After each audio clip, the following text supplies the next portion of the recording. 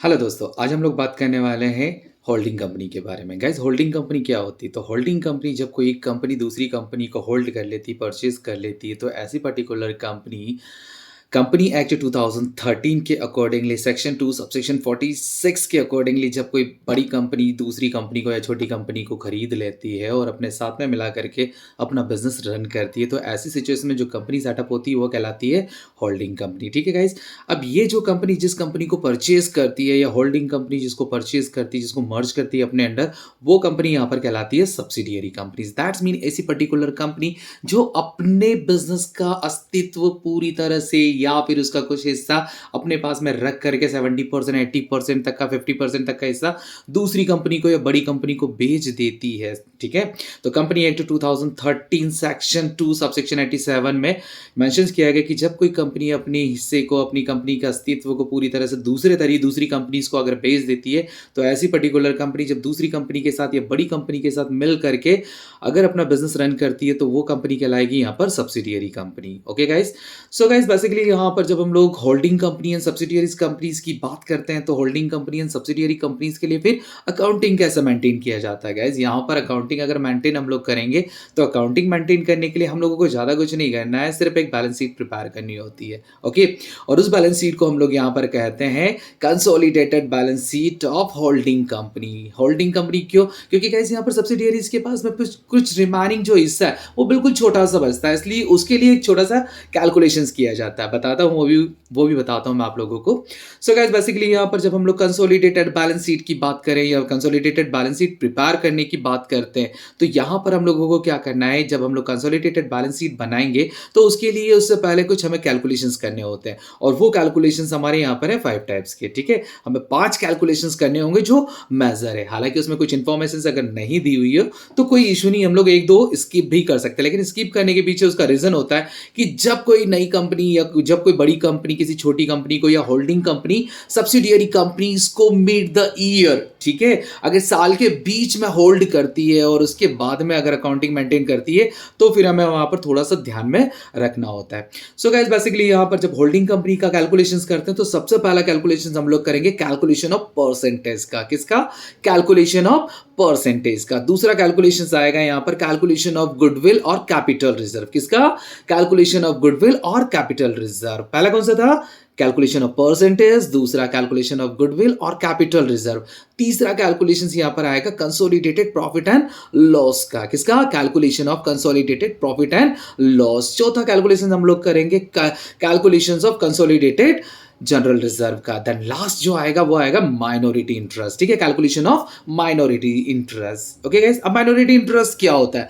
Guys, subsidiary company holding company को अपनी company के जितने शेयर्स है, जितनी कैपिटल है, जितना हिस्सा सेल कर देती है, उसके बाद में जो रिमेनिंग 10%, 5%, 20%, 25% हिस्सा अपने राइट में रखती, अपने अधिकार में रखती है। तो ऐसे हिस्से के लिए जब कैलकुलेशंस किया जाता है, तो उस कैलकुलेशंस को हम लोग यहां पर कहेंगे calculation of minority interest. Okay guys, तो सबसे पहले हम लोग आते हैं यहाँ पर कैलकुलेशन ऑफ परसेंटेज पे। तो परसेंटेज के कैलकुलेशंस करने के लिए हम लोगों को यहाँ पर एक फॉर्मूला यूज करना पड़ेगा कि होल्डिंग कंपनी ने सब्सिडियरी कंपनीज के कितने शेयर्स को ऑप्ट किया है, कितने शेयर्स को होल्ड किया, कितने शेयर्स को परचेज किया है। क्लियर? तो उसके लिए सिंपल सा फॉर्मूला हम लोग लिखेंगे यहाँ पर, जो है यहाँ पर percentage is equal to obtained shares of subsidiary company divided by total shares of subsidiary company multiply by 100। फिर से बता दूं, कैलकुलेशन ऑफ परसेंटेज में जो फॉर्मूला है वो है obtained shares of subsidiary company divided by total shares of subsidiary companies multiply by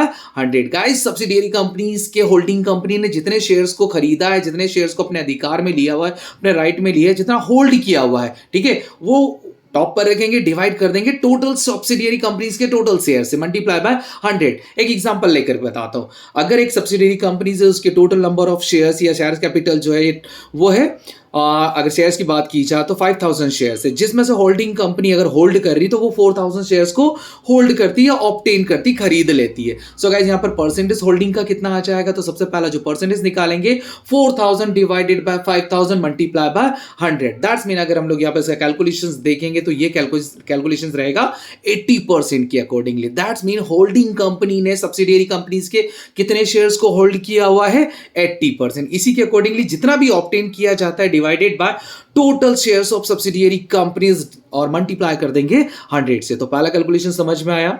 come to the point on second calculation. Second calculation से हम लोगों का कैलकुलेशंस ऑफ गुडविल और कैपिटल रिजर्व। अब गाइस गुडविल और कैपिटल रिजर्व दोनों या दोनों में से कोई एक, गाइस दोनों में से कोई एक ही यहां पर आएगा। अब वो कैसे आएगा मैं बताता हूं आपको, ठीक है। सो गाइस सबसे पहले हम लोग यहां पर कैलकुलेशंस ऑफ जो लिखेंगे गुडविल और कैपिटल रिजर्व, सबसे पहला पॉइंट आएगा यहां पर price considerations. That's mean holding company ने जितने शेयर सब्सिडियरी कंपनीज के ऑब्टेन किए, होल्ड किए हैं, उसके लिए वो कितना प्राइस दे रही है, कितना परचेस कंसीडरेशंस पे कर रही है। ओके, तो सबसे पहला पॉइंट हम लोगों का परचेस कंसीडरेशंस हम लोग लिखेंगे, लेस करेंगे उसमें से जितने शेयर्स ऑब्टेन किए गए हैं उतने शेयर्स की कैपिटल, ठीक है।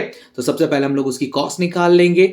दूसरा पॉइंट, अगर सब्सिडियरी कंपनी ने उसके पास जो प्रॉफिट था उस प्रॉफिट में से अगर जनरल रिजर्व में कुछ हिस्सा ट्रांसफर किया हुआ है तो जितना परसेंटेज ऑब्टेन किया गया है उतने हिस्से का जो प्रॉफिट हम लोगों ने ट्रांसफर किया है वो हम लोग ले लेंगे, ठीक है। तीसरा हिस्सा हम लोग यहां पर लिखेंगे प्रॉफिट एंड लॉस अकाउंट का। तो प्रॉफिट एंड लॉस अकाउंट में सब्सिडियरी कंपनीज के पास जितना total profit and loss account है उस प्रॉफिट एंड लॉस अकाउंट के बैलेंस में हम लोग क्या करेंगे, यहां पर जितना भी शेयर्स ऑब्टेन किया होल्डिंग कंपनी ने उतना परसेंटेज का हम लोग इसमें यहां पर ऐड ऑन कर लेंगे, ठीक है। सो गाइस कितनी चीजें हो गई, 3 चीजें। सबसे पहले कॉस्ट ऑफ कैपिटल्स, जितनी कॉस्ट है उसकी, जितना होल्ड किया है। दूसरा transfer to general reserve, general reserve अगर पहले से है तो उतना ले लेंगे और अगर नया ट्रांसफर किया तो उसको प्रॉफिट में ऐड करके हम लोग उसमें कंप्लीट कर लेंगे। तो पहला कैपिटल्स में हिस्सा जितना होल्ड किया है, दूसरा जनरल रिजर्व में हिस्सा जितना होल्ड किया है जितना परसेंटेज है, तीसरा प्रॉफिट एंड लॉस में हिस्सा। गाइस प्रॉफिट होगा तो ऐड करेंगे, लॉस होगा तो लेस करेंगे। चौथा पॉइंट इसमें आता है कभी कभी होल्डिंग के टाइम पर रीवैल्यूएशन अकाउंट प्रिपेयर किया जाता है जिसमें असेट्स एंड लायबिलिटीज की जो वैल्यूज होती है वो इंक्रीज या डिक्रीज होती है। तो ऐसी सिचुएशन में अगर रीवैल्यूएशन से अगर प्रॉफिट या लॉस होता है तो ऐसी सिचुएशन में यहां पर जितना प्रॉफिट होगा उसको भी हम लोग उतना परसेंटेज यहां पर एड ऑन कर देंगे और लॉस हुआ तो माइनस कर देंगे। गाइस याद रखिएगा, अगर परचेस कंसिडरेशंस में से ये जो 3-4 पॉइंट मैंने बताए आपको, कौन सा, cost, general reserve, profit and loss और रीवैल्यूएशंस, अगर प्रॉफिट हुआ है और लॉस अगर है तो माइनस करने के बाद इनका जितना भी हिस्सा है, ये प्राइस अगर परचेज प्राइस से कम होता है और परचेज प्राइस होल्डिंग कंपनी ने सब्सिडियरी कंपनी को जितना हिस्सा पे किया है उस हिस्से का कैलकुलेशंस करने के बाद उसकी जो कैपिटल आ रही थी, उसका जो हिस्से का अमाउंट आ रहा था, उस हिस्से से अगर होल्डिंग कंपनी ज्यादा पेमेंट करती है तो जितना भी ज्यादा या एक्सेस पेमेंट किया जाता है वो कहलाएगा यहां पर गुडविल, ठीक है। इसी के अपोजिट अगर परचेज प्राइस कम है और उसकी कॉस्ट अगर ज्यादा आ रही तो जितना एक्सेस माइनस में जो बैलेंस बचेगा वो बैलेंस यहां पर आप लोगों का कहलाएगा कैपिटल रिजर्व, ठीक है।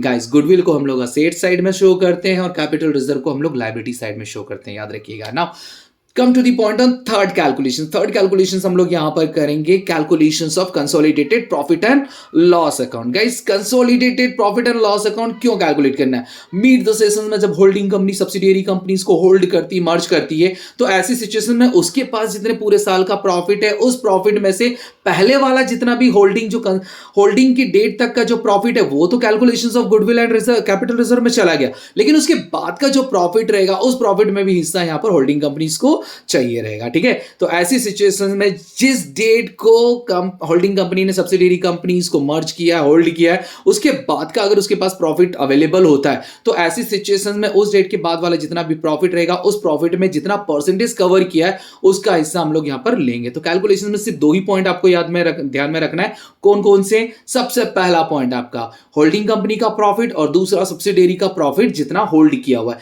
इन दोनों को जोड़ देंगे तो वो कहलाएगा यहां पर, बट याद रखिएगा आफ्टर डेट, ठीक है।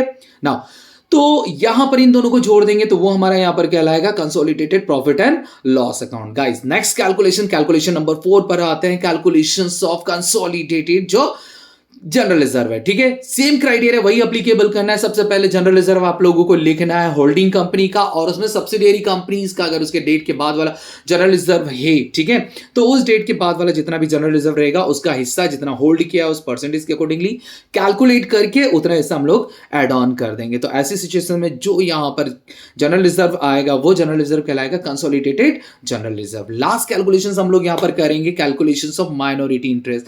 गैस कैलकुलेशन ऑफ माइनॉरिटीज में हमें ज़्यादा कुछ नहीं करना है। जितना होल्डिंग कंपनी ने सब्सिडियरी कंपनीज के share, general reserve, profit and loss जितना हिस्सा छोड़ दिया है, लिया नहीं है, होल्ड नहीं किया है, अब वो 10% हो सकता है, 5% हो सकता है, 25% हो सकता है, 50% हो, एनी काइंड ऑफ, जितना सब्सिडियरीज कंपनीज के पास जो हिस्सा उसका बचा हुआ है, जितना उसने उसको होल्डिंग कंपनी को सेल नहीं किया हुआ, तो ऐसे हिस्से के लिए जब कैलकुलेशन हम लोग करेंगे तो वो कैलकुलेशन यहां पर कहलाएगा माइनॉरिटी इंटरेस्ट। ओके, अब माइनॉरिटी इंटरेस्ट में क्या क्या आपको ऐड ऑन करना है, तो सबसे पहले रिमेनिंग जितने भी शेयर्स है उसकी कॉस्ट, दूसरा जनरल रिजर्व का जितना रिमेनिंग बैलेंस है वो, ठीक है, रिमेनिंग कौन सा, टोटल जो उसके पास सब्सिडियरी कंपनी के पास जो जनरल रिजर्व था उसमें से होल्डिंग कंपनी ने जितना हिस्सा मर्ज कर लिया उसका हिस्सा माइनस करने के बाद जो हिस्सा बचेगा वो, ठीक है, तीसरा प्रॉफिट एंड लॉस का, ठीक है, और चौथा रिवैल्यूएशंस के प्रॉफिट का। सो गाइस इन चीजों को यहां पर ऐड और लेस करने के बाद अगर प्रॉफिट होता तो ऐड करेंगे और लॉस होगा तो लेस कर देंगे। इसके बाद जो हिस्सा जो अमाउंट टोटल कैलकुलेट होने के बाद आएगी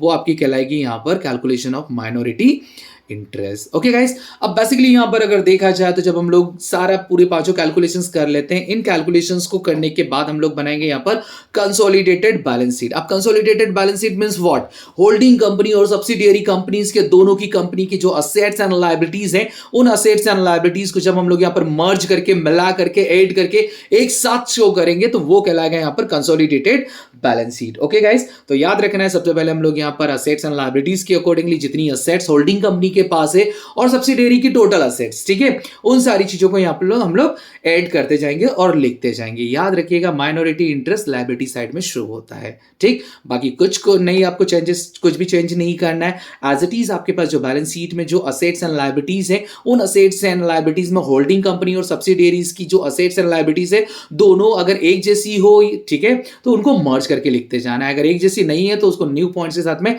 ऐड ऑन करके आपको मेंशंस करना है, देन फाइनली यहां पर आपको टोटल लगाना है, तो ये कहलाएगा यहां पर आपका होल्डिंग कंपनी सी कंसोलिडेटेड बैलेंस शीट। ठीक है, आई होप सो गाइस समझ में आया होगा आप लोगों को। गाइस होल्डिंग क्यों किया जाता है, होल्डिंग करने के पीछे सबसे मेन जो इंपॉर्टेंट पॉइंट आता है वो ये आता है कि आज की डेट में कंपटीशन बहुत ज़्यादा है और कंपटीशन को देखते हुए अगर दो कंपनी एक जैसा बिजनेस कर रही है तो उस बिजनेस के चलते हुए होता है क्या है कि दोनों का जो प्रॉफिट होता है वो डिवाइड होते जाता है। तो दोनों का प्रॉफिट डिवाइड ना हो तो सामने वाले लोग क्या करते हैं, कॉम्पिटिशन्स को खत्म करने के लिए बड़ी कंपनी मैक्सिमम छोटी कंपनीज को क्या कर लेती है, होल्ड कर लेती है। तो ऐसी सिचुएशन में एक तरह से कॉम्पिटिशन भी खत्म हो जाता है और दोनों का प्रॉफिट एक साथ मिल करके सामने आना चालू हो जाता है। ठीक है गाइस, तो इसीलिए यहां पर हम लोग कंसोलिडेटेड बैलेंस शीट प्रिपेयर करते हैं होल्डिंग अकाउंट में। आई होप सो समझ में आया होगा। Thank you very much.